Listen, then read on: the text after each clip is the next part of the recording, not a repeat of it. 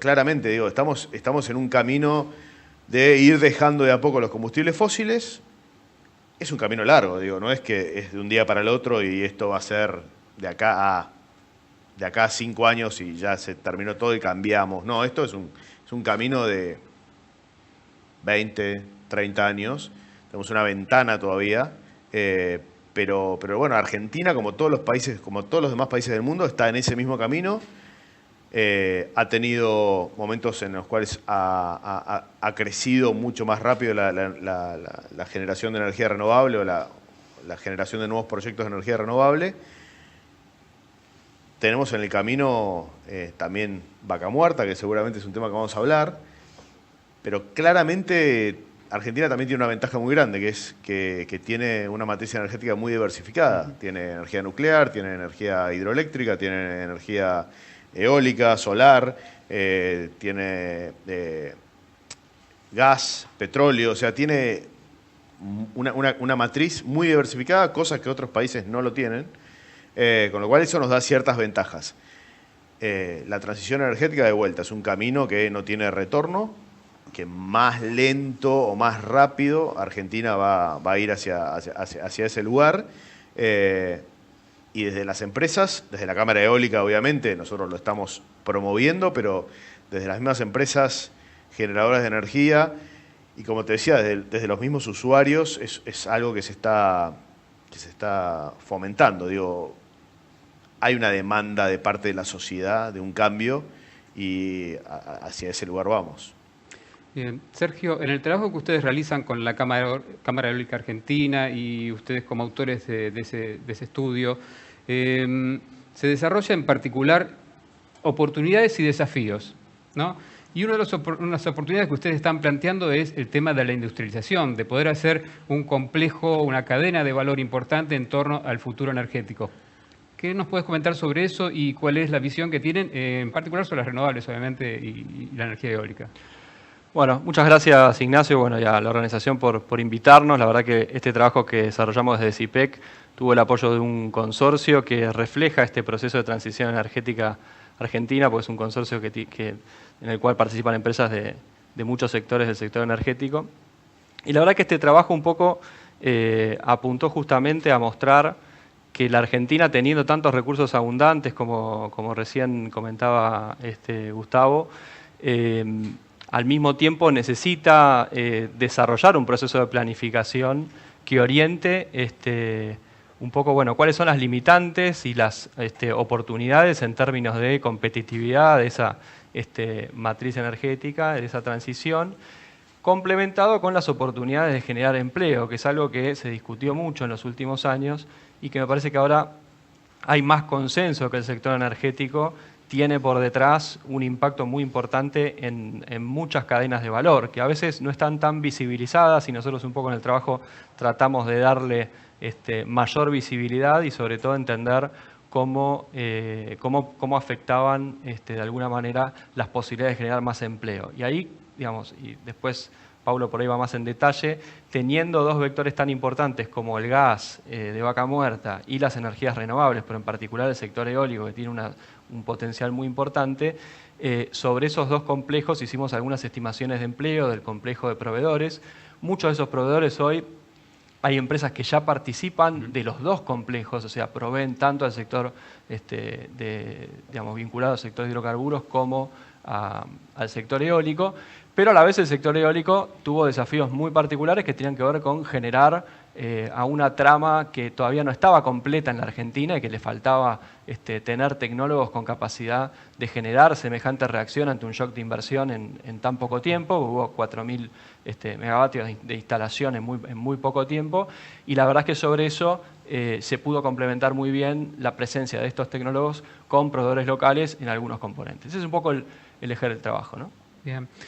Pablo, ustedes han realizado una simulación de matriz al 2050, entonces la pregunta infaltable es, ¿Qué rol tiene la energía eólica en ese contexto? Y como anticipaba Sergio, ¿cuál es la convivencia con un recurso como es el de vaca muerta, inestimable también para la Argentina?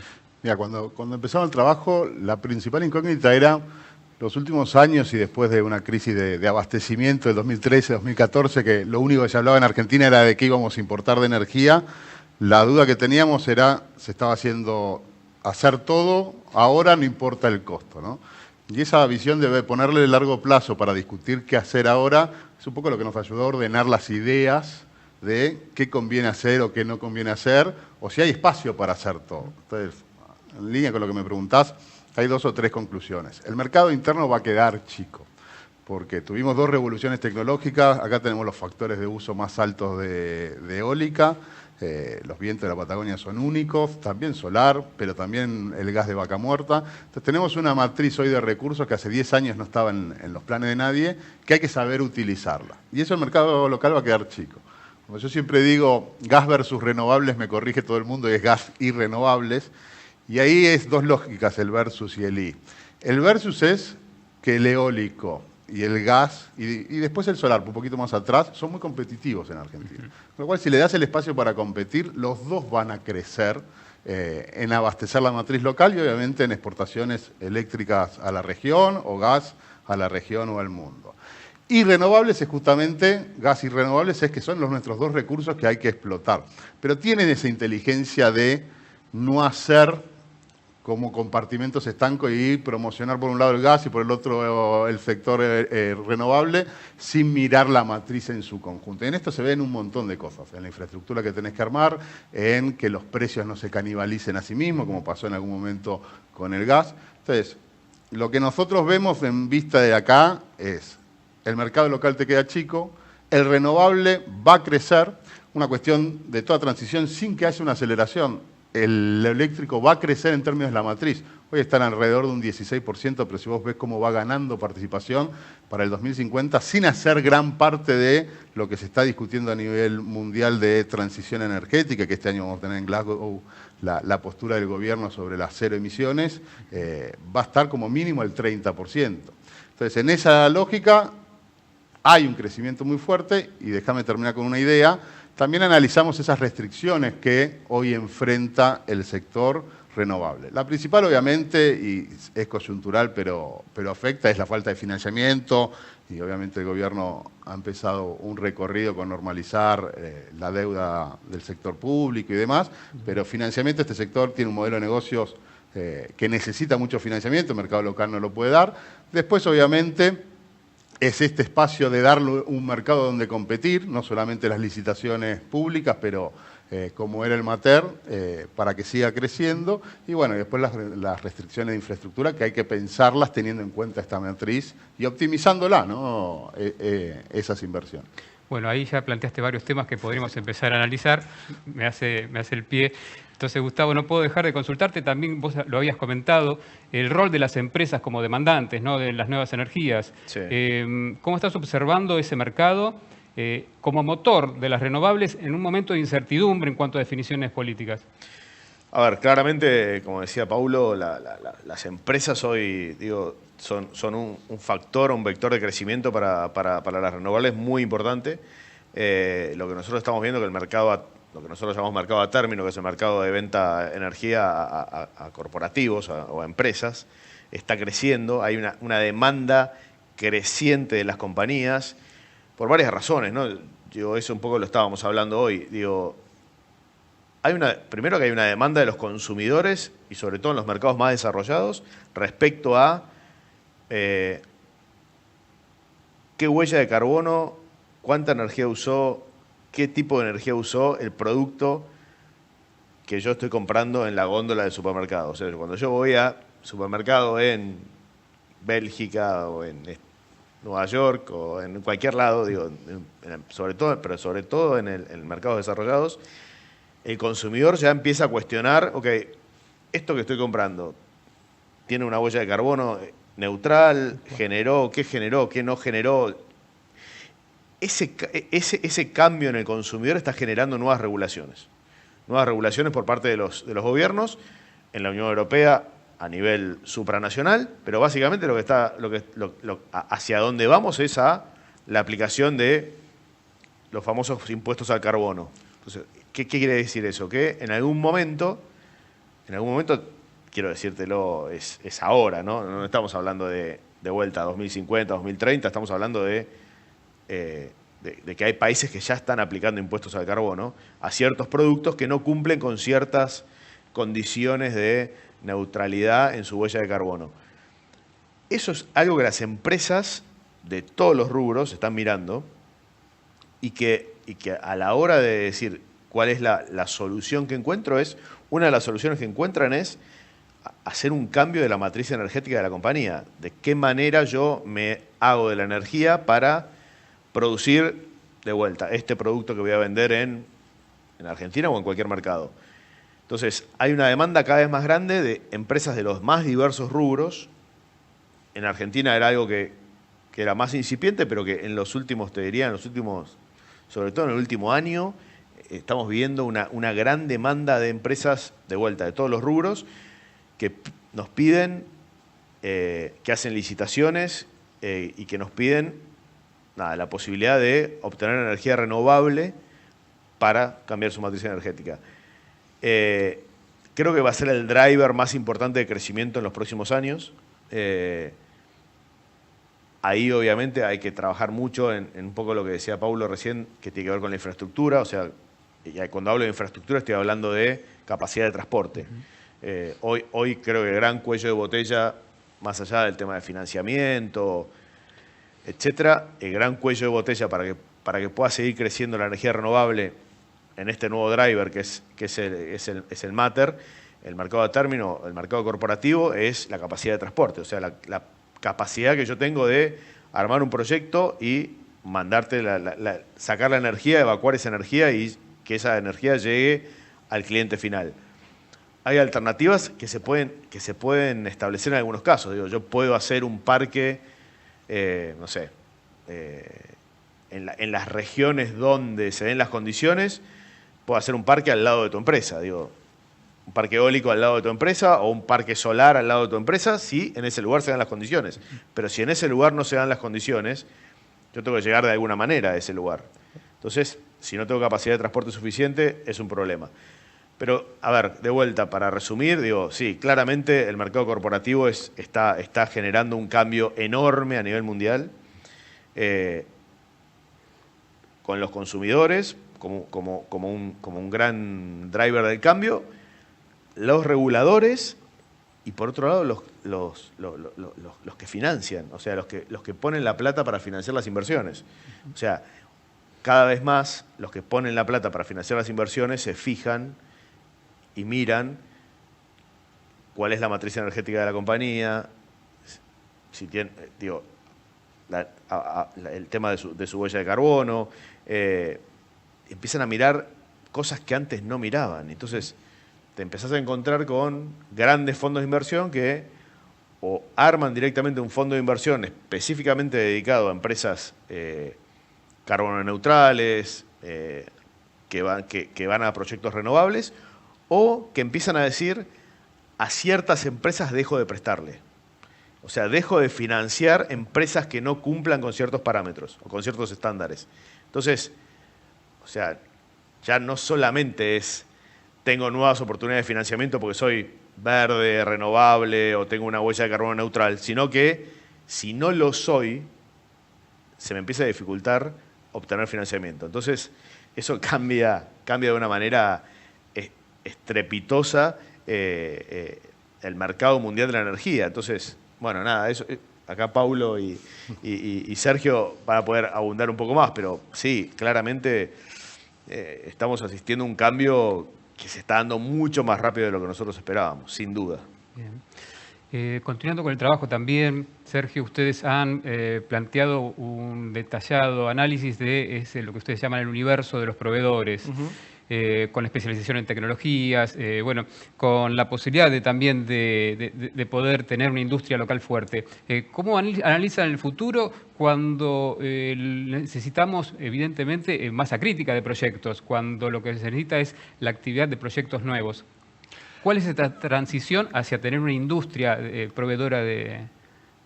Bueno, de la eólica? el ejercicio ahí, muy interesante la pregunta, el ejercicio ahí que nosotros planteamos parte de cosas que ya están pasando, ¿no? O sea, parte de qué participación tiene los proveedores, los 1.500 proveedores que están en el mundo del gas y el petróleo y del complejo nuevo de proveedores que se arma en torno al sector eólico.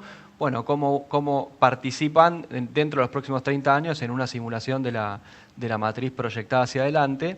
Y eso tiene por detrás algunos supuestos fuertes, como vos estás planteando, ¿no? Un supuesto fuerte es que hay cierto nivel de continuidad en el proceso inversor que no detiene los logros alcanzados. Este es uno de los principales desafíos que tiene la transición, es decir, que el proceso no se detenga. Obviamente es una ruta, no es, digamos, y es orientadora, no es el detalle, porque en 30 años eso implica 8 gestiones de gobierno que tienen que pensar el futuro de la energía con cierta lógica compartida. Por supuesto que cada gobierno tendrá mayor o menor flexibilidad, pero sería muy interesante que los lineamientos generales de una transición energética en torno a las posibilidades que tiene, bueno, sea compartido en el tiempo.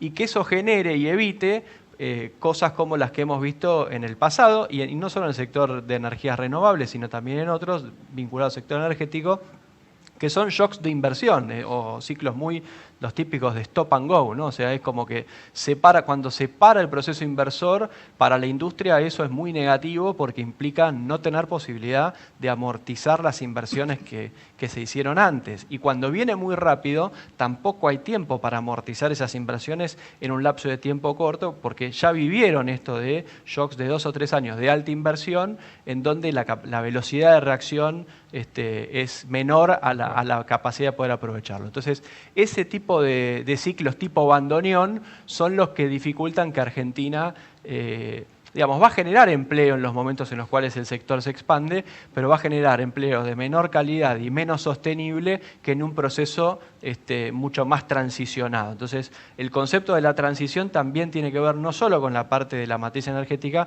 sino con cómo el sector productivo acompaña esa transformación y usa esos 1.500 proveedores del mundo de hidrocarburos que posiblemente a lo largo del tiempo vayan teniendo que hacer algún proceso de reconversión hacia otros sectores energéticos, bueno, que haya otros sectores que puedan tomar esa demanda y que esas capacidades se reconviertan. Ese es el gran desafío, por lo menos de la parte productiva. Bien. Bueno, ya tenemos el desafío planteado. Pablo, hay que ver cómo llegamos a eso y cómo lo financiamos. Entonces, la pregunta que te quería hacer se orienta a eso. El gobierno viene con un planteo del modelo anterior, no nos cierra, requiere mucho financiamiento del sector externo y con tecnología que viene atada a ese financiamiento. ¿Cómo se sale de ese tema? Ya, dos o tres comentarios. El sector energético genera flujo de caja, es importante. Entonces, una de las consecuencias de lo que decía recién Sergio, de no tener una continuidad en las políticas, es que te pasás años con una generación de flujo de caja que no tenés a dónde destinarlas porque no tenés las oportunidades de inversión. Y no es menor ese flujo. Entonces, obviamente que en el impulso inicial y en los esquemas de energía nueva, energía vieja que siempre existieron en los últimos años en Argentina, el primer impulso viene con el financiamiento de afuera. Pero después, una vez que empieza la rueda se financia en parte internamente. Y esto, sumando a lo que dice Sergio, 2 o 3 cosas. Una de las conclusiones que sacamos del trabajo es, regla mnemotécnica fácil es, Argentina siempre fue necesita incorporar 1.000 megas por año siguiendo la demanda. Por muchos años estuvo detrás de la demanda, lo cual te generaba que tengas un mercado muy restringido de la oferta y los precios sean caros. Puede haber mucha discusión sobre el exceso de inversiones que hicieron en los últimos años, pero hoy tenés un mercado, entre comillas, sobreabastecido, que ha permitido que baje el costo de la energía a casi $10, porque tenés oferta. Ese es un primer punto. Ahora, para tener continuidad, como dice Sergio, en las políticas, los números que nos dan nosotros es que más o menos entre 500 megawatts a 1.000 megawatts de eólico tenés que tener todos los años para que tengas una política de atracción de proveedores. Y es el círculo virtuoso de mayor oferta, mayor competencia, mejores precios y instalar infraestructura o proveedores locales con un elemento adicional, no me quiero ir muy técnico, pero es, como decíamos de la Patagonia, tenés los mejores vientos. El mundo va no tiene eso en el mundo y para tener esos factores de uso tenés que ir al offshore. Entonces vos tenés una plataforma en Argentina de aprendizaje técnica en tierra que es mucho más barato. El mantenimiento, la operación, aprender ahí que estar haciéndolo en medio del Mar Negro o demás. Entonces, nosotros tenemos una plataforma que es única en el mundo en ese sentido. Todavía no es el momento de la industria, tanto el offshore, porque se sigue aprovechando el onshore en muchos lugares, pero estamos en esas opciones. Y eso es lo que hay que pensar estratégicamente, ¿no? No es simplemente una discusión de tecnologías, cómo abastezco el mercado local, sino de la revolución industrial a futuro. Están en las baterías, en los renovables, y tenés el espacio para desarrollar eso en Argentina, porque tenés uno de los mejores recursos en el mundo. Bien. Pablo hablaba del pensamiento estratégico, ¿no? de la coordinación, y obviamente lo que te puedo preguntar es ¿qué tanto necesitamos de un consenso público-privado en este ámbito? Y te sumo el tema de la seguridad energética, la seguridad jurídica, de la cual siempre terminamos charlando con estos cambios y ambivalencias entre un gobierno y otro, entre un momento económico y otro. ¿Cómo se integra todo eso para poder darle forma definitiva a esta industria que promete? A ver, hay algo que siempre decimos y que hoy las inversiones que se generaron en la industria eólica son producto de una ley que se aprobó en el gobierno, en la administración Kirchner anterior, o sea, anterior al gobierno de Macri. Las licitaciones del programa Renovar se hicieron en su gran mayoría durante el gobierno del presidente Macri, y lo que nos encontramos ahora es que tenemos a un gobierno nuevo que tiene intención de sostener la energía renovable como un pilar importante para la matriz energética argentina. Entonces, obviamente, nosotros como empresas, para poder hacer inversiones, que la verdad que nuestras inversiones, digo, una inversión en un parque eólico, estás hablando de una inversión a 15, 20 años, o sea, es una inversión de mucho tiempo. Recién hablábamos de 30 años, hablábamos de 8 administraciones. Bueno, 20 años son un poquito menos, pero no hay mucha diferencia, o sea, son muchos gobiernos. Entonces, claramente la seguridad jurídica es clave, no cambiar las reglas de juego. Obviamente uno va diciendo, esto termina siendo una política de Estado cuando las diferentes administraciones van respetando por lo menos los grandes trazos de lo que hizo el gobierno anterior. Entonces, te voy a poder decir que esto de la promoción de la energía renovable en Argentina es una política de Estado cuando dentro de 2, 3 administraciones más podamos decir, sí, la verdad que los grandes trazos del sistema se mantuvieron. La verdad que, de vuelta, para las empresas es clave que haya estabilidad en las normas. Siempre puede haber, como decían recién tanto Paulo como Sergio, mínimos cambios entre administraciones. Una tiene un perfil X, otro tiene un perfil un poquito más para el otro lado, pero digo, me parece que ahí hay un factor importante para que el sector se pueda seguir desarrollando. Lo que también lo que decíamos recién de los proveedores, para nosotros es clave, digo, la generación y la creación de empresas proveedoras locales es importantísimo. Nosotros, la verdad que tener que traer técnicos de México, Alemania, España o incluso Brasil para poder hacer tareas de mantenimiento en Argentina, te diría que es casi ridículo.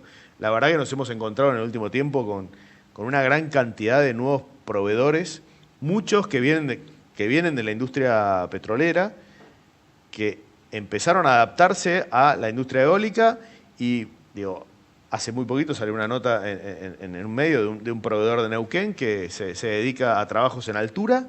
y que es un proveedor que era un proveedor de la industria petrolera y que ahora se reconvirtió, es un proveedor de la industria eólica y de una calidad impresionante y que está empezando a trabajar afuera del país. Entonces, me parece que Argentina tiene un montón de oportunidades para aprovechar, que hay que aprovechar y que el trabajo tiene que ser entre el sector privado, el sector público y este tipo de cosas como la que hicimos en CIPEC o con CIPEC, de plantear un esquema de trabajo, de análisis de acá a 30 años, o sea, estamos hablando de acá a 30 años en un país como Argentina, algunos nos miran y dicen, ustedes están locos, pero no, la verdad que estamos hablando de acá a 30 años porque tenemos que hablar en estos plazos para esta industria. Claramente tiene que haber coordinación entre el sector público y el sector privado, tener esto de mantener las reglas claras y lo más estables posibles para que las empresas puedan desarrollarse, podamos conseguir financiamiento, podamos seguir invirtiendo y se puedan hacer los trabajos de infraestructura que son necesarios y son claves para que podamos seguir creciendo. O sea, para mí tiene que darse ese círculo virtuoso. Si no se da, es complejo, pero creo, somos optimistas de que se va a dar, de que con sus más y sus menos se está dando eso. Así que esperamos seguir así. Bien, bueno, voy a ser injusto con ustedes dos. Les voy a pedir brevedad porque nos quedan los últimos 5 minutos y no quiero desaprovechar la oportunidad. En particular, Sergio, de consultarte por... ustedes plantean en el trabajo que el mercado interno plantea un problema de demanda, un problema de escala y que la vía es la exportadora. ¿Cómo se procesa, cómo se concreta esa vía exportadora para el sector eólico?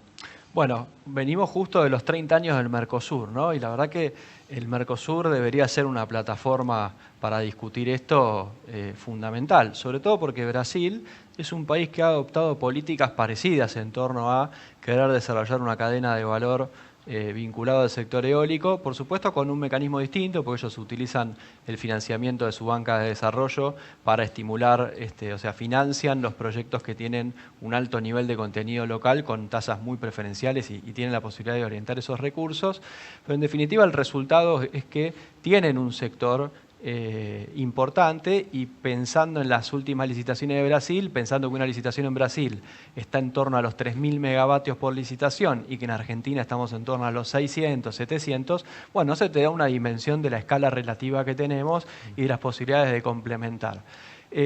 Partiendo, por ejemplo, en componentes en donde el mercado local, por ejemplo, en la fabricación de palas, requeriría, digamos, poder abastecer a 3 tipos de vientos, que la escala argentina no te lo da, pero se podría pensar en un esquema de complementariedad en donde Argentina le provee a Brasil desde acá de un perfil de palas y Brasil nos provee de otro perfil de palas. Estamos hablando de componentes de muy alto valor agregado, muchísimo empleo, tiene mucha tecnología vinculada al desarrollo de materiales novedosos, es decir, que es una industria que viene avanzando muchísimo en eso, tiene mucho know-how en eso, y al mismo tiempo tiene un elevadísimo costo de transporte, entonces tiene mucho sentido que sustituyamos importaciones extra Mercosur con un complemento comercial. Este es tan solo un ejemplo de lo que se podría hacer, pero nos parece algo fundamental para plantear, ¿no? Y lo último, Pablo, consultarte una cuestión clave para el desarrollo del sector, que es el transporte, ¿no? La disponibilidad de acceso de los proyectos renovables. ¿Qué mirada han tenido ustedes cuando hicieron el desarrollo de esta proyección al 2050 y sobre todo las necesidades que tiene la red? Es un tema porque es siempre candente y es la pelea eterna. Y la verdad que hay elementos que se dan a la crítica de cómo fue el último esquema.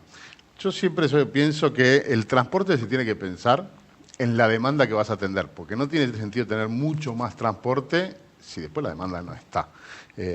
Y eso implica saber administrar lo que se llama el curtailment, o sea, la gestión de la congestión. No tiene sentido armar una red para que pase el 100% de la capacidad de cada parque que armes. Todavía no estamos en esa discusión, pero había un modelo de esa lógica. Tiene sentido armar un sistema de transporte que eficientice el factor de uso de ese transporte y que se pueda gestionar más la congestión, porque en algún momento, y no ahora, porque hoy en cualquier país que empezó en la transición renovable siempre vas contra lo térmico, pero en menos de 5 años, ya está pasando en Alemania, le pasa a Uruguay, mercados que ya tienen una alta participación renovable, la pelea es renovable versus renovable. Entonces la discusión no es la prioridad de paso de los eólicos versus un ciclo combinado. La discusión es que vas a tener 2 parques eólicos diciendo yo quiero vender enfrente del tuyo. Entonces, hay que pensarlo, pero optimizando el sistema sin perder de vista que lo que vos tenés que atender es una demanda. Y te agrego un comentario a todo esto. Argentina tiene en las conexiones internacionales, Brasil, Paraguay, los estándares, el mínimo que te exige la Unión Europea para el mercado unificado. O sea, nosotros tenemos unas conexiones a nuestros vecinos de más del 15% de nuestra potencia. Es otro de los elementos de gestionar esa demanda, que cuando tengas una alta penetración renovable, necesitas diversificar las regiones, porque le vamos a estar vendiendo en un horario a Brasil, Brasil nos va a estar vendiendo en otro horario, lo mismo que pasa con Paraguay o con Uruguay. Entonces, el transporte hay que pensarlo íntegramente del mercado local, desde la demanda y hacia las exportaciones y viceversa, ¿no? Bien, bueno, les agradezco mucho el tiempo a los tres. Una recomendación poder leer este informe, como otro que también tienen en la página de CIPEC, CIPEC.org, donde se pueden encontrar estos informes, muy desarrollados todos los temas que hemos abordado.